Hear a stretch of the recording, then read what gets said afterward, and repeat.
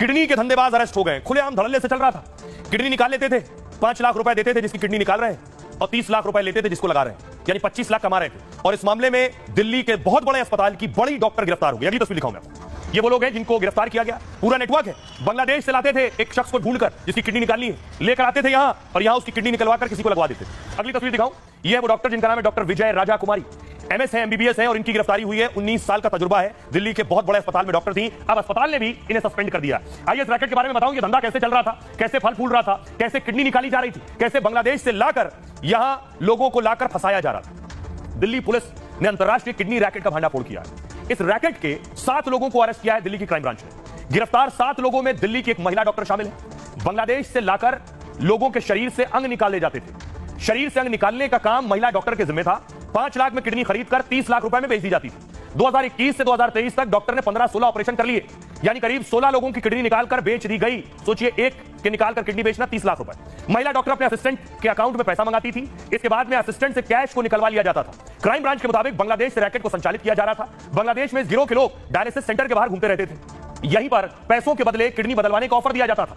30-35 लाख तक बात बन जाती थी तो डोनर का इंतजाम हो जाता था। बांग्लादेश में ही गरीबों को पैसे के बदले किडनी बेचने का लालच देते थे। किडनी के बदले बांग्लादेशी शख्स को सिर्फ 5 लाख रुपए देते थे। इसके बाद मरीज और किडनी बेचने वाले को भारत लाया जाता था। मेडिकल जरूरत के आधार पर दोनों बांग्लादेश से दिल्ली पहुंच जाते थे। फर्जी दस्तावेज से दोनों को किडनी ट्रांसप्लांट के लिए रिश्तेदार बताते थे।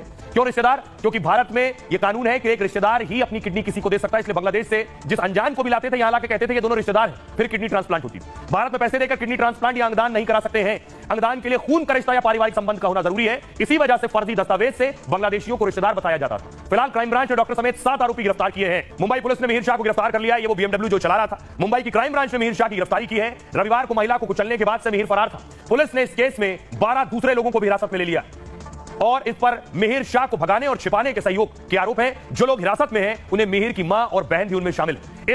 इससे पहले आपको बताऊं, मिहिर के पिता राजेश शाह को भी गिरफ्तार किया गया था। मिहिर के साथ गाड़ी में बैठे ड्राइवर राजेंद्र को भी गिरफ्तार किया गया था। बाद में राजेश शाह को जमानत मिल गई थी। राजेंद्र पुलिस हिरासत में है और इस बीच हिट एंड रन केस में रोज नए खुलासे हो रहे हैं। ताजा खुलासा यह है कि BMW से महिला को कुचलने के बाद घसीटने का मामला है कि मिहिर शाह ने कावेरी को कुचलने के बाद करीब 1.5 किलोमीटर तक घसीटा। पुलिस को सीसीटीवी फुटेज मिला कि कावेरी को घसीटने की तस्वीर मिली और पुलिस ने एक और खुलासा किया है जो ड्राइवर राजेंद्र को लेकर है। पुलिस ने बताया कि ड्राइवर राजेंद्र पहले मिहिर की बगल में बैठा था, यानी गाड़ी चला रहा था, ड्राइवर बगल में था। BMW से जब हादसा हो गया तो इसने, यानी इस रईसजादे ने, मिहिर ने खुद जाकर बैठ गया दूसरी सीट पर और ड्राइवर जो बगल में बैठा था उसे स्टीयरिंग थमा दी, जबकि ड्राइवर राजेंद्र को गाड़ी पर बिठा दिया गया। ये सब सीसीटीवी में दर्ज हो गया। फिर राजेंद्र कार बैक करने लगा और नीचे जो कावेरी थी उससे कुचल दिया, जिसके बाद मिहिर और राजेंद्र BMW कार लेकर फरार हो गए। पुलिस के मुताबिक दोनों काला नगर की ओर भागे थे।